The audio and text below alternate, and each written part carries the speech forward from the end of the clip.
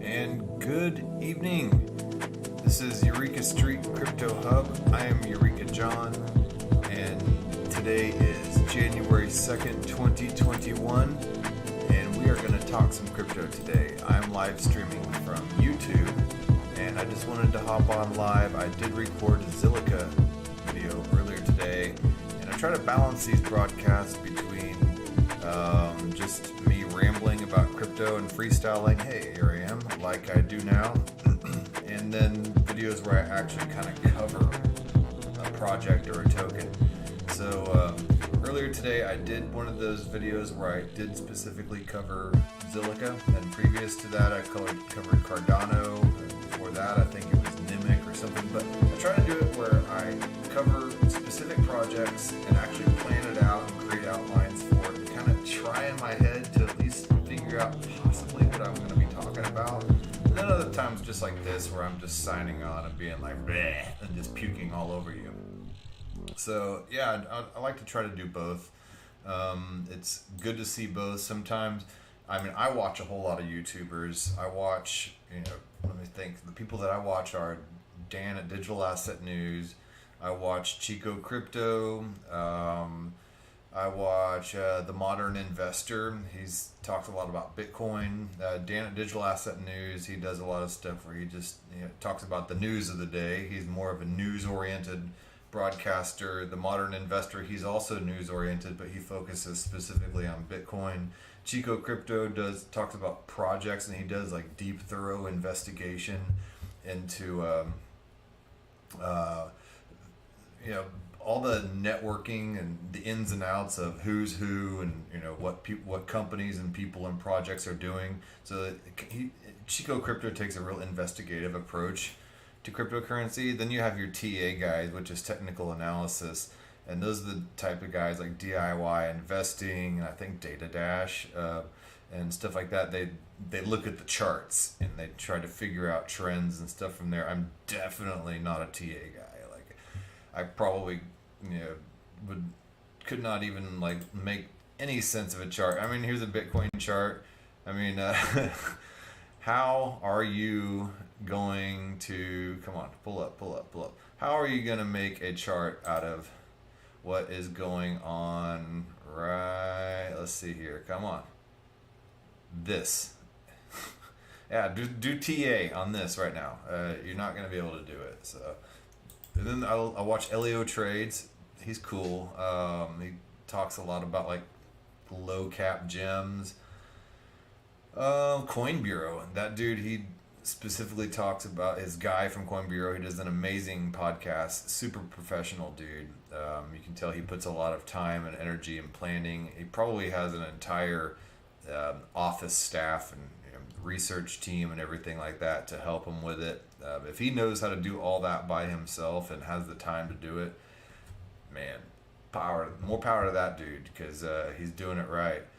He's real easy to understand. If you want to know the basics on any type of project or token, guy from Coin Bureau is the one you want to hit up for sure.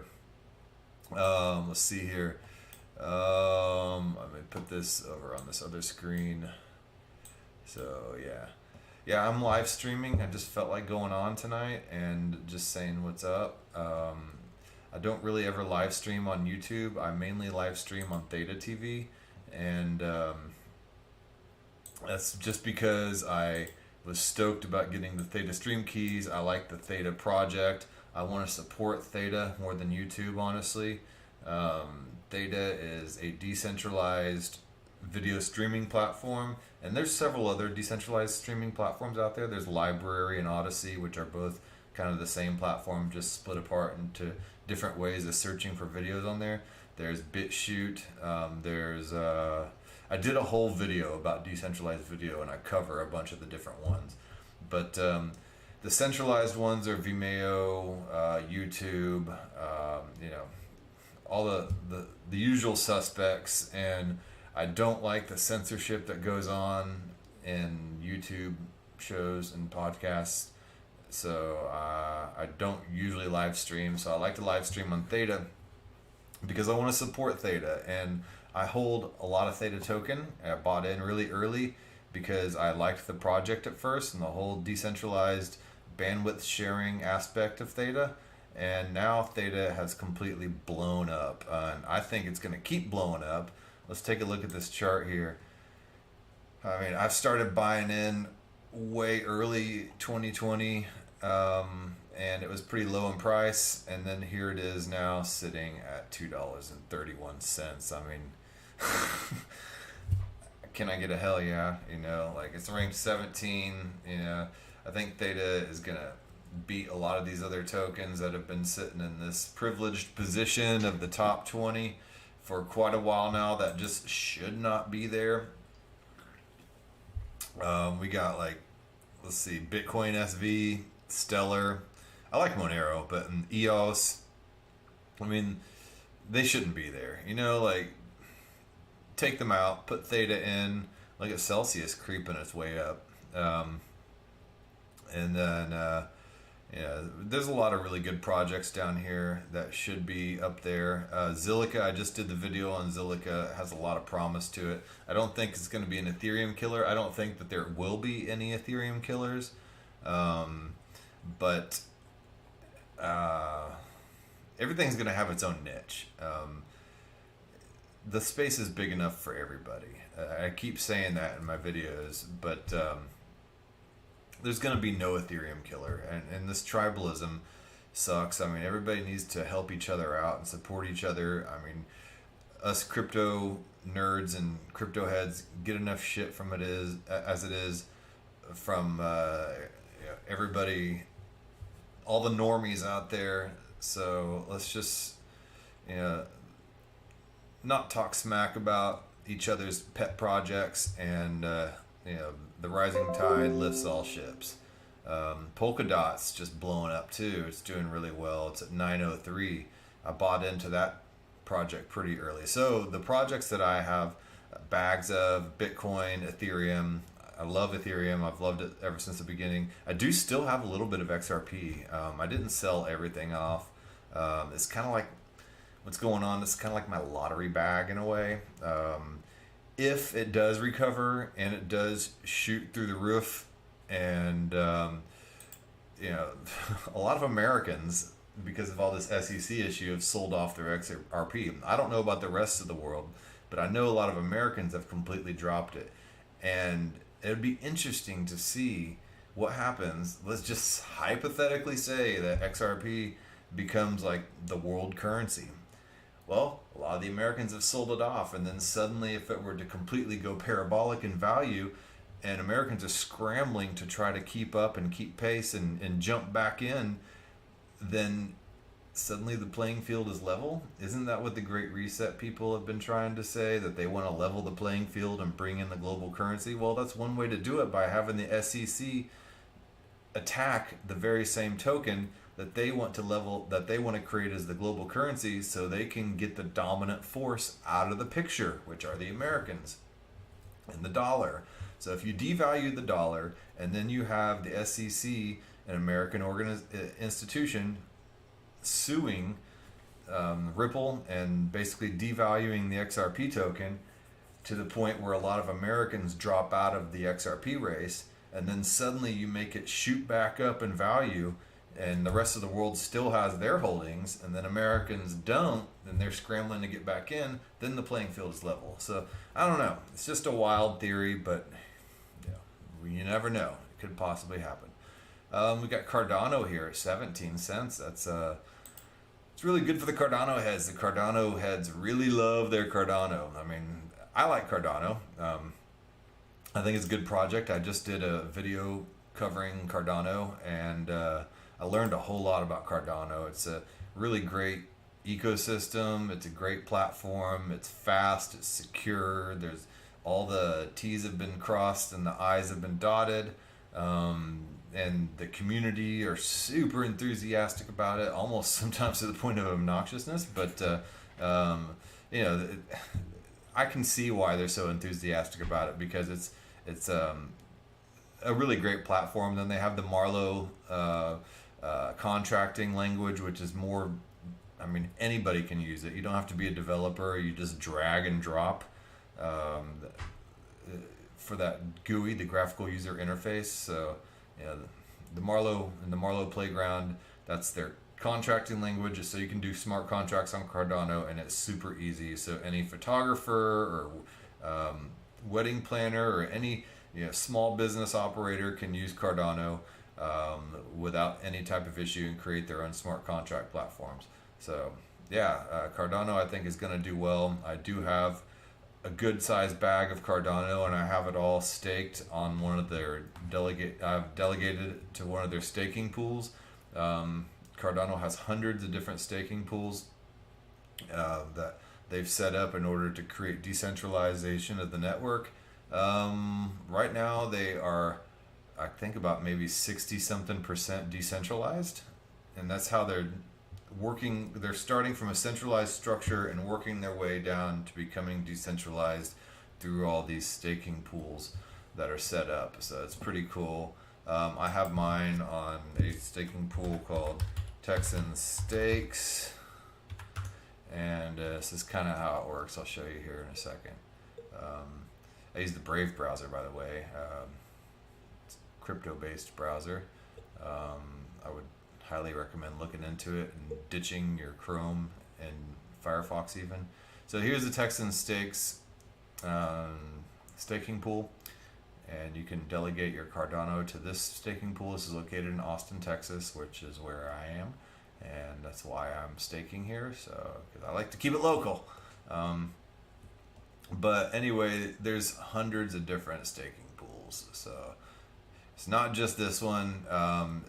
The Cardano staking pools, you get to like a certain point and then it becomes oversaturated. So you got to find a balance between a staking pool that barely has anybody in there and a staking pool that's oversaturated. Because once the staking pool becomes saturated, then the rewards become less. And they do this as an instrument in order to prevent oversaturation of a pool. Because what that happens is that means all their resources are centralized in one spot, and it creates a vulnerability for an attack.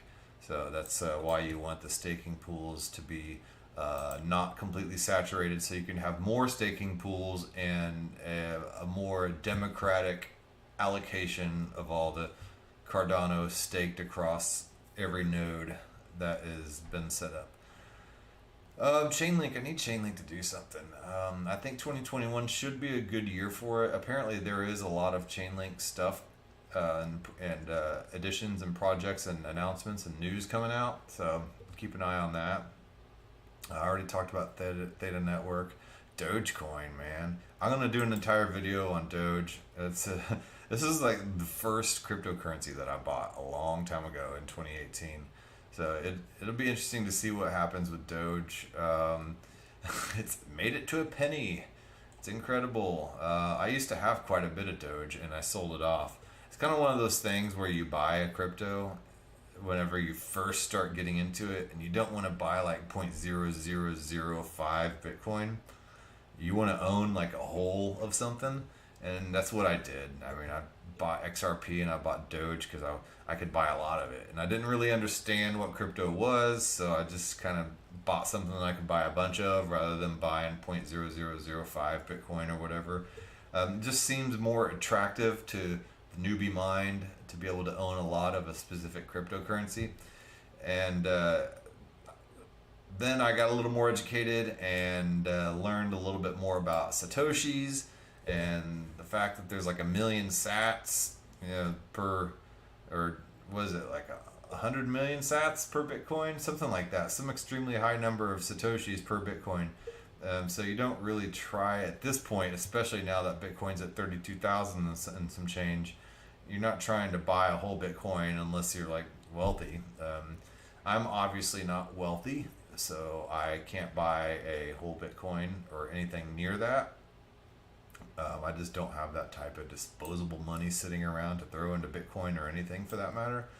But I eventually learned that owning 17,000 Doge was pretty much worthless. I ended up selling off my Dogecoin, and then I bought in some Bitcoin and Ethereum and some more real projects. And it's just kind of ironic now. It's funny that now that after Elon Musk tweets about it, and then Doge becomes like a presence on TikTok and on Robinhood stock app, that now people are like actually buying Doge. It's just, to me, it's just nuts.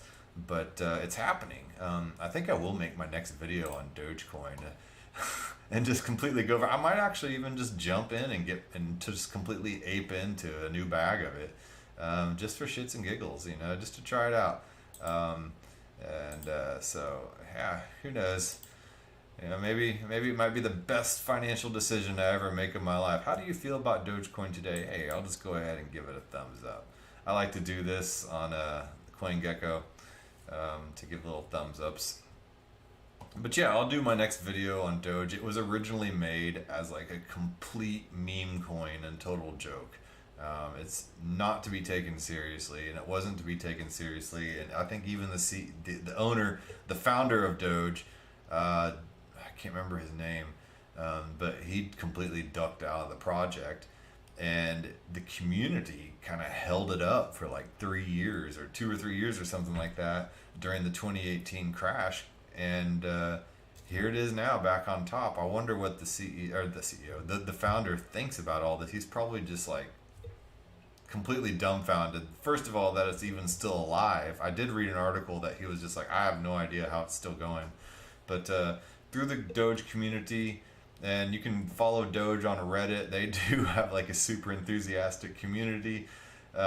People have just kept it going. It's got like an unlimited supply. It's just completely has no purpose or value except as just internet currency, and it's a kind of a way to tip online. So say your OnlyFans.com account, and you want to shake your boobs around, you can get tipped in Doge, and now it's actually going to be worth something. So all right, there you go. It's a good way to pay online hookers. So hey man, teach their own. I'm not judging. So yeah, that's Doge for you. What else we got here? Let's go back up to the top and we'll look at some of this other stuff. I did see an interesting article. Let me pull it up here. Not XRP. I'm tired of talking about XRP. I mean, they've been talking about XRP for days now, ever since this SCP stuff. One thing that's been overlooked is, yes, Bitcoin has, let's see where it's touched today. It has, there's a million people talking about Bitcoin right now, and so I don't want to like beat a dead horse, but it hit $33,277.53 today. That's insane. I woke up this morning, I was like, I wonder if Bitcoin hit 30,000. I was like, oh shoot, man, it hit 30,000. And it hit 30,000. I was stoked about it. And the next thing is like 31,000. I'm like, oh dang, and then I go about my day, and I look down at my phone, 32,000. What the hell, dude? And then I see 33,000, and I'm just like, all right, this is nuts. This is completely insane. And then I get on the broadcast earlier and do that Zilliqa video, and it's back down to 32,000 and something, $32,681.22. It's just completely insane in my head, because I think just earlier this week it hit 20,000 maybe 2 weeks ago. Yeah, about 15 days ago maybe. But earlier this week it hit a few days ago. It hit 25,000, and everybody was just like completely crapping in their pants over it. And then here we are at 32,000. So it's absolutely insane. I can't remember where I was going with this. Oh yeah, I had this article pull up. One thing that people have really overlooked is the fact that you can now lock up your Bitcoin as collateral and either go wild and have some fun on what you can pull out as a loan. You could use it as a down payment on a new car. I actually need to get a new car, or I have an old beat up pickup truck that has like a buttload of miles on it. It's dented up, needs repairs, but I still use it. I don't want a car payment. A good way to maybe get a new car, because I definitely don't want to spend my Bitcoin, that's for sure.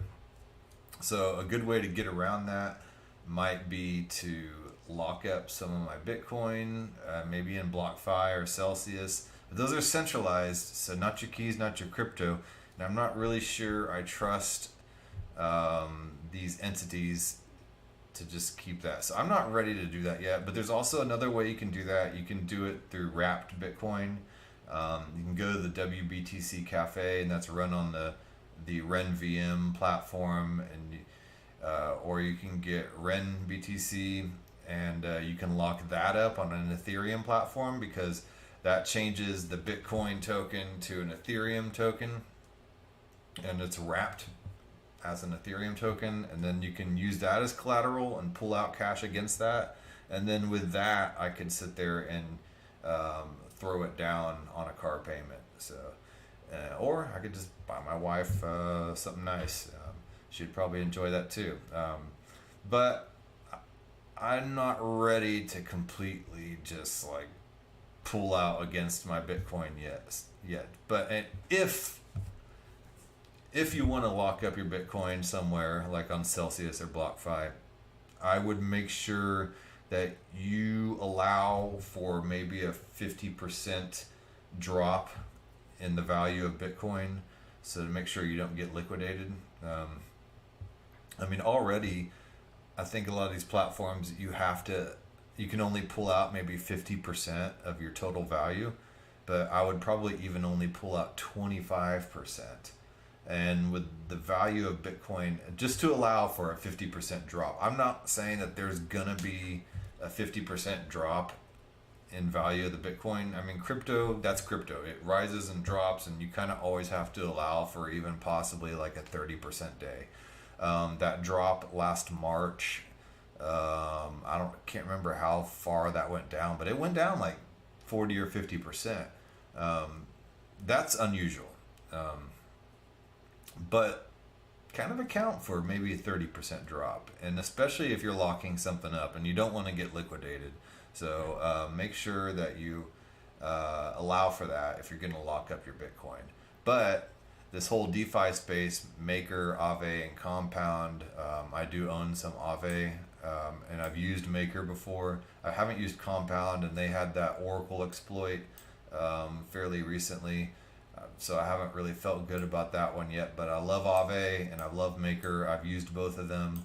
I could lock up Bitcoin, and not Bitcoin. I mean, I could wrap Bitcoin and lock some of that up and pull out some against those in these. But I can see how the DeFi market is just going to completely explode once people figure out, after they buy some Bitcoin and they start looking into what they've invested in and they get initiated into the space a little bit, then they're like, oh, I don't have to just sit here and wait for it to appreciate in value. I can do something with it without actually losing it.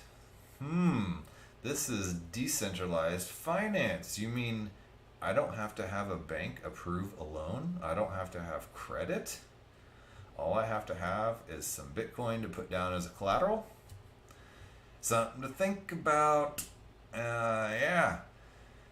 So anyway, so the DeFi industry is probably going to be huge. Interest in the projects have surged because investors are simply making so much money. Huge returns could once be made from yield farming, a process that allows investors to lock up their crypto and earn a fixed or variable interest. So you could take your Bitcoin, wrap it up, put it on the Ethereum platform, and go to the WBTC.cafe for that, and then lock that up, pull out against it, and then put it in other decentralized finance protocols, and you can earn several different levels of interest in APY.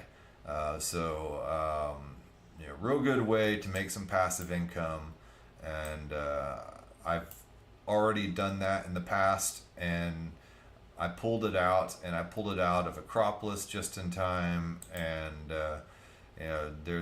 we had all that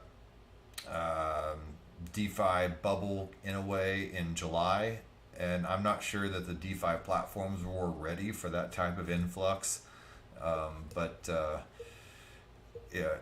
a lot of people learned a lot from it. We had all those food protocol DeFi like sushi and pickle and you name it. There's tons of different hot dog and all these DeFi protocols that weren't audited and just running wild in the space and promising these ungodly APY amounts for locked up crypto, and then these rug pulls and vampire attacks and stuff like that were just basically screwing people out of their money and leaving them holding the bag without fully understanding the possibilities and the dangers of the space.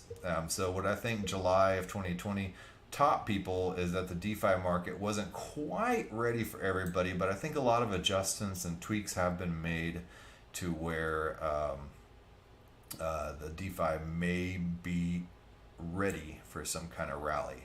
And it'd be interesting to see that all these people jumping into Bitcoin are going to end up branching out and learning that they can do other stuff with their Bitcoin besides just appreciate in price.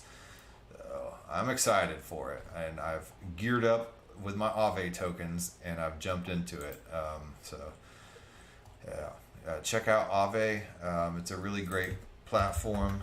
I think it's aave.com. You can,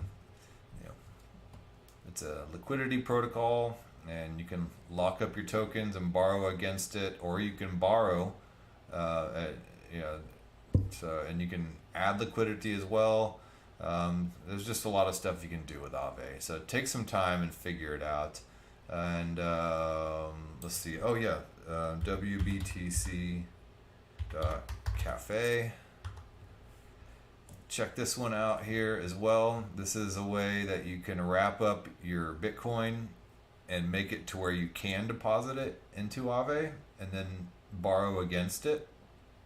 And that way you don't have to spend your Bitcoin, but you can still use your Bitcoin, and then you can slowly pay back. So like for instance, if I wanted to make the down payment on my new car, I would lock up my Bitcoin. I would borrow maybe 25% of it and use the rest as collateral, and then use that as a down payment on my car. And then I can slowly pay back that down payment along with my low interest payment that I got approved for because I was able to put down such a good down payment on my car by my Bitcoin. And then I can pay back my down payment at my own pace while I also pay my other car note, and my other car note should be a lot lower because I was able to do such a good down payment. So these are ways in which you can use your Bitcoin. And WBTC Cafe is a great way to get that wrapped up. So yeah, look into that as well. All right, man. Well, I think this does it for me. It's 10:15 and I don't know, it's Saturday and I'm tired. I got kids. So, they wear you out, and it never ends. All right, well, you guys have a good evening, and enjoy your Saturday night, and I'll probably sign back on tomorrow. I'm gonna do that Dogecoin stream, and we'll have some fun with that. All right, talk to you later.